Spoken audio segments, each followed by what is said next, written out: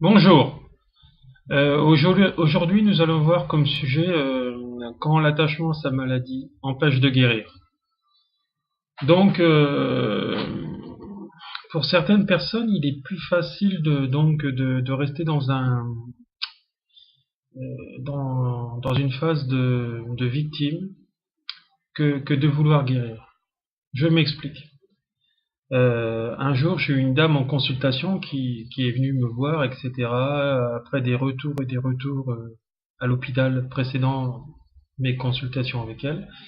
Et je lui ai demandé tout simplement pourquoi justement et qu'est-ce qui l'empêchait de guérir.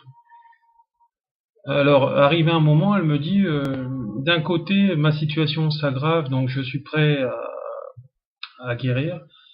Mais d'un autre côté, je suis pas prêt parce que c'est le seul moment où ma sœur que j'adore s'occupe de moi. Mais en dehors de la maladie, celle-ci ne s'occupe jamais de moi et ne vient jamais me voir. Donc on s'est rendu compte que en fait, elle se complaisait dans sa maladie. Donc, comme nous avons vu déjà dans les vidéos précédentes, la malle a dit quand nous décomposons, cela est lié à une émotion. Euh, donc, sauf que la plupart du temps, nous n'en sommes pas conscients. Euh, donc, ça joue donc sur notre inconscience, cet invisible que nous n'en avons même pas la portée pour la plupart d'entre nous. Disons à peu près 90%, 80% des gens n'en ont pas conscience. Que l'on crée notre réalité, c'est-à-dire l'état dans lequel nous vivons, donc soit sereinement, soit dans le bonheur, ou soit même dans la maladie et dans la souffrance, et parfois dans la galère, rien ne marche sur tous les plans de vie. Voilà, donc il est important que vous fassiez justement avancer tout ceci donc en vous, et aussi autour de vous, autour de vos proches et amis, et même collègues parfois, quand ils se plaignent de telle ou telle chose, de, de les faire prendre leurs responsabilités, qu'en fait, ce qu'ils vivent, ils sont à 100% responsables de ce qu'ils sont et de ce qu'ils vivent. Voilà, donc nous sommes le miroir de l'autre, nous l'avons vu aussi déjà dans d'autres vidéos. Euh, il, a, il est important justement, pas que de l'entendre, de le comprendre, mais de l'enregistrer en soi. Voilà. Alors, comme disait un adage d'Albert Einstein, la plus grande force du corps humain est sa capacité d'auto-guérison. Mais cette force n'est pas indépendante de notre système de croyance. Tout commence par une croyance. Quand cette croyance est dans le positif, elle peut être que bonne. Par contre, si elle est dans le négatif, elle est mauvaise. Alors beaucoup de gens vous diront j'ai une vie de merde, ceci, cela, euh, mais il est important de leur faire comprendre que justement ce premier décodage, comme je pourrais l'appeler, c'est de comprendre pourquoi nous vivons cette épreuve et pourquoi nous l'attirons. La plupart du temps, il suffit de remonter entre une semaine, voire un mois en arrière, parfois un an, le temps que justement ces mots ou cette maladie viennent passer dans le ressenti, puisque la maladie, elle a un effet donc émotionnel et biologique. Hein. Donc elle naît d'une pensée, d'une émotion, en bien ou en mal, et après elle passe dans le ressenti, donc elle devient biologique. D'accord. De là, elle crée un virus comme dans un ordinateur et elle se développe, elle se propage à différents organes du corps qui sont en relation chacun avec une émotion différente dans laquelle tout ceci a été vécu. Donc, euh, dans la maladie, je dois me souvenir que que la maladie c'est humain, c'est une partie humaine de toutes les sources vivantes, etc. Parce que bon, il n'y a pas que les êtres humains, il y a aussi les arbres, les animaux, etc. Et donc, ce qu'il est important, c'est de comprendre pourquoi on doit vivre ça, euh, se soigner, etc. par différentes méthodes que nous avons vues précédentes dans les vidéos. Alors, je rappelle que pour avoir vraiment un soin vraiment complet, on doit partir donc d'une médecine générale, la plupart du temps, une médecine donc cognitive, donc psychologique, hein. C'est ce qu'on retrouve dans les thérapies comme le PNL, qui est très très efficace, plus efficace que la psychothérapie traditionnelle ou le psychiatre qui fera que, en général, vous donner que des médicaments, et une médecine énergétique qui est liée donc au corps énergétique du corps humain. Voilà, donc le corps humain que l'on voit, mais que la plupart des gens ne voient pas les différents corps énergétiques. Voilà. Comprendre ces épreuves, ces émotions, c'est comme ouvrir une fenêtre de la conscience. Donc, il est important de mémoriser tout ceci et de l'utiliser au quotidien, puisque le premier pas du soin et de la guérison, c'est de comprendre pourquoi on vit ça. Rien n'est dû au hasard. Hein, tout est épreuve dans cette vie. Hein. Pour moi, l'enseignement que nous vivons au quotidien sur cette terre, c'est on est en apprentissage, on est à l'école. Hein. La relation, tout ce que je vis, c'est en relation avec les autres. Donc vous aussi, hein. Tout ce que nous vivons, c'est en lien avec la relation avec les autres. Donc voilà, donc il est important de comprendre tout ceci, tout ce qui vous dérange en l'autre, d'aller le guérir en vous, puisque vous avez ce même problème, sauf que vous n'en êtes pas conscient. Alors, ne vous découragez pas. C'est souvent la dernière clé du trousseau qui ouvre la porte. Et donc qui vous donnera la solution à votre problème. Donc quand on commence à mettre des mots sur les mots et les maladies, à ce moment-là, on commence à faire sortir du corps le mal. Sinon, en ruminant, le mal se propage à l'intérieur de nous. Donc c'est ce qu'on appelle faire la carapace. Hein, la carapace, c'est la souffrance et non le bien-être. Comme beaucoup préfèrent enfoncer le problème en eux en disant voilà, par exemple, je m'occupe de mon frère, comme ça, j'ai pas à me soucier de mes problèmes. Sauf que les problèmes sont toujours là et ils se propagent dans tout le corps en attendant, en mode inconscient. Et donc, la maladie, elle s'aggrave au bout du chemin. Voilà. Donc, n'oubliez pas que la maladie, c'est assimilable à un virus comme dans un ordinateur. C'est quelque chose que l'on ne voit pas arriver, et quand c'est là, il faut s'en débarrasser, il faut le soigner. Donc voilà, donc rien n'est perdu. Alors c'est sûr que si on laisse installer tout ceci dans notre corps, ça va être compliqué, ça va nous faire souffrir. Parfois, on va devoir même passer par des stades opératoires et autres. Mais c'est ainsi que la vie est faite. Donc voilà, donc là justement, je rentre d'une consultation dans une clinique que des patients disons des clients sont venus me chercher pour que j'aille soigner leur frère qui sortait donc justement d'un problème pulmonaire. Hein, voilà, les poumons étaient remplis d'eau. Donc voilà, donc j'ai fait toute une psychanalyse en fait déjà dans un premier temps au niveau des émotions et après nous avons travaillé au niveau de l'énergétique. Bon après en amont bien sûr il y avait eu l'opération qui avait été faite, etc. Il faut savoir que justement les soins énergétiques accentuent le pouvoir d'auto-guérison qu'a le corps. Donc c'est pour ça que je vous conseille de faire ces soins énergétiques comme le Reiki ou le magnétisme après les opérations, même de la chimiothérapie, hein, parce que la chimiothérapie ça crée des brûlures intérieures. Donc il faut déjà le faire si possible en préventif, donc avant l'opération, et en curatif pendant et après.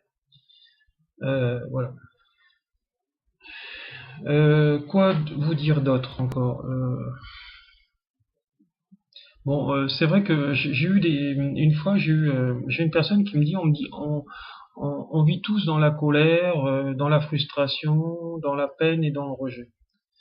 Sauf que chez certaines personnes, certaines ça va vraiment les affaiblir, hein, et donc ça va rentrer dans leur état négatif, dans leur vibration négative, puisque ils vibrent négativement. Et d'autres personnes, comme moi ou comme d'autres, ça ne les touchera pas. Parce que soit ils sont sur le chemin d'éveil, soit ils auront atteint l'état zéro comme moi, dans un lâcher-prise total sur tout ce qui nous arrive. Voilà, moi je sais que c'est des épreuves au quotidien qu'il faut que je règle par ordre de priorité.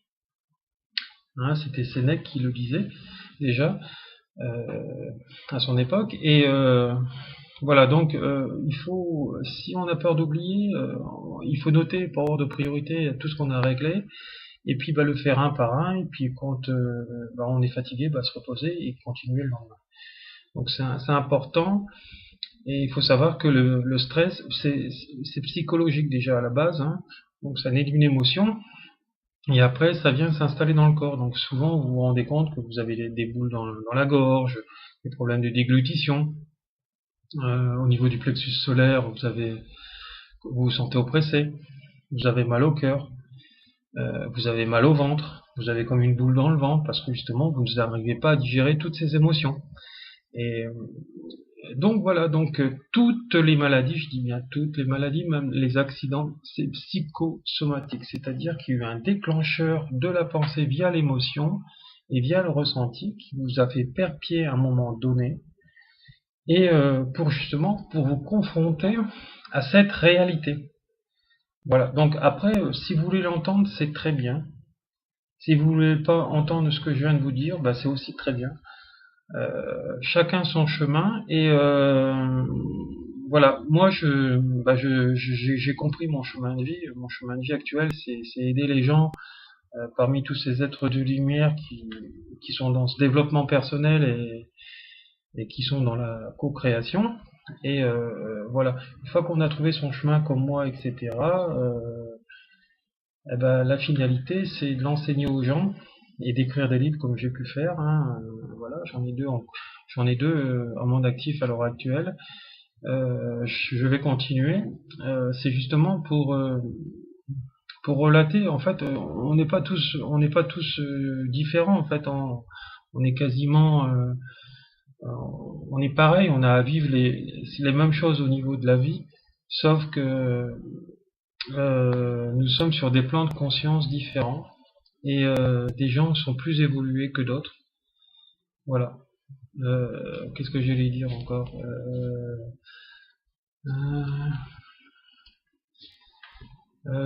Donc voilà. Alors si je n'ai pas compris le message de la maladie, l'opération ou le traitement semblera faire disparaître cette maladie. Donc c'est vrai que il est vrai que j'ai eu des gens, ou il existe des gens, on en a eu tous dans notre entourage. Voilà, j'ai tel problème, etc. Je me fais opérer, et puis voilà, le problème disparu parce qu'on a enlevé la maladie, le problème au moment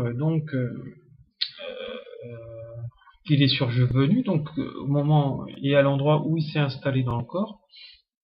Et donc c'est important donc voilà, donc on enlève le problème, une partie du problème, parce que le problème là où il s'est installé, mais on n'a pas enlevé la racine du problème. Donc ça veut dire que il y a eu ceci, il y a pu avoir cela avant, donc problème d'autres opérations, etc. Donc ça veut dire que on a à ce moment-là un effet chandelier, C'est-à-dire que la maladie, elle naît, et on l'enlève, elle renaît, et ainsi de suite, jusqu'à certainement, parfois même l'extinction de la personne au niveau du décès. Et parfois, ben, ça s'arrête tout seul, sans jamais ressortir, ou parfois ça ressurgit un peu plus tard parce que ça a fait un mode carapace et le corps attend la prochaine émotion justement pour faire ressurgir, donc l'émotion, la maladie ou l'accident de la route par exemple, ou un accident de vie, pour reprendre en contact avec tout ceci. Donc, parce que notre évolution, elle passe par la compréhension de l'épreuve et par notre éveil spirituel. Et tant qu'on n'a pas soigné et guéri notre problème, eh ben, sans cesse, ça revient, ça revient, ça revient, même jusqu'à la fin de votre vie. Au niveau de vos réincarnations prochaines, vous aurez exactement les mêmes soucis à régler. Donc voilà, donc c'est pour ça que je vous encourage vivement à régler au plus vite tous vos soucis, tous vos problèmes, etc. Et ne pas attendre surtout, parce que plus vous attendrez, plus vous allez reporter dans le temps le problème, hein, comme je vois avec certains de mes clients qui m'appellent, qui me posent des renseignements et qui trouvent n'importe quelle raison pour me dire je peux pas en ce moment, ceci, cela, parce que voilà. Parce qu'ils n'ont pas envie d'aller plus loin et de se bouger les fesses surtout, parce que ben, ils sont très bien dans cette zone de confort qu'ils connaissent, de souffrance, et, et là où je les amènerai, ils savent pas ce que c'est, donc ça leur fait peur, donc ils ont tendance toujours à reporter cette guérison qui serait justement libérateur et qui les ferait avancer et ne déclencherait plus d'épreuves. On se rend compte que quand on est sur ce chemin d'éveil, comme moi ou comme d'autres, on réduit énormément nos épreuves. C'est-à-dire que on a quand même des épreuves à régler, mais beaucoup moins. Et celles-ci ne s'acharnent plus contre nous. Alors c'est vrai que je me suis rendu compte beaucoup, parfois, en fait de compte que j'avais eu une épreuve, une grosse épreuve dans quelque chose à régler. Et plus tard, un peu plus tard, quelques mois après, j'ai eu un rappel de cette épreuve, mais différente, hein, mais qui était en lien à peu près dans la même chose, pour me dire, voilà, tac, est-ce que tu as compris ça? Inconsciemment, bien sûr. Hein. Et quand ben, vous avez compris, et ils voient que réellement que ce message a été compris et analysé, pouf, ça se dissolve, et on continue notre chemin. Alors, on est testé, moi je vous dirais, tous les jours, dans notre existence, par n'importe quoi. Nous sommes testés, et tant qu'on n'a pas compris le test et l'épreuve, ça se reproduit sans cesse et sans cesse. Et si justement on fait exprès de pas comprendre, eh ben justement les épreuves deviennent de plus en plus dures. Donc c'est important de se respecter soi-même, d'apprendre déjà à s'aimer soi-même et après à aimer les autres et à respecter les autres. Voilà. Et non à vouloir tout contrôler, parce que de toute façon on ne peut rien contrôler. Alors c'est déjà très dur déjà se contrôler soi-même, alors s'il fallait encore en plus vouloir contrôler les autres, c'est peine perdue de toute façon. Hein. Donc je peux le voir, je le vois tous les jours en clientèle, etc. Et justement, arrivé à un moment, les personnes font quand même ce qu'ils veulent. Vous pouvez que les conseiller et les guider, mais vous ne pouvez pas certainement pas les forcer à faire comme vous voulez. Voilà, donc prenez-en conscience. Et si la vie avec ces personnes ne vous convient pas, bah séparez-vous. Hein, vous les avez conseillés, guidés, etc. Si vous êtes plus du tout en harmonie avec ce qu'ils veulent et ce qu'ils font, bah, la seule alternative, c'est le changement. Donc voilà, donc restez dans cet équilibre de l'énergie positive et négative et partez sans haine, voilà, séparez-vous sans haine. Et puis voilà, parce que de toute façon, quand il y a un cycle qui se termine, un nouveau cycle vous attend et il est souvent mieux que le premier. Donc voilà, donc si vous avez compris, et si justement vous savez, vous avez appris aussi à contrôler vos pensées, votre champ vibratoire, vu qu'on est un atome, et de cet atome, de cette vibration, si on vit positif, on attire tout en nous et vers nous ce qui est positif, et si on vibre négatif, on attire aussi à nous tout ce qui est négatif, même les conjoints. Donc les conjoints, le boulot, etc., même l'argent. Et voilà. Et voilà, bah, c'est à peu près tout pour cette vidéo, hein, que je nommerai quand l'attachement à sa maladie empêche de guérir. C'est vraiment très très important de le comprendre. Alors je sais bien qu'être malade, ce n'est jamais, c'est jamais être agréable, hein. Mais et pourtant, on peut trouver dans la maladie même de graves et des avantages indéniables. Donc c'est pour ça que la maladie, comme on le dit en sciences quantiques, elle est là pour nous guérir, pour nous mettre en face de notre miroir, pour que justement nous comprenons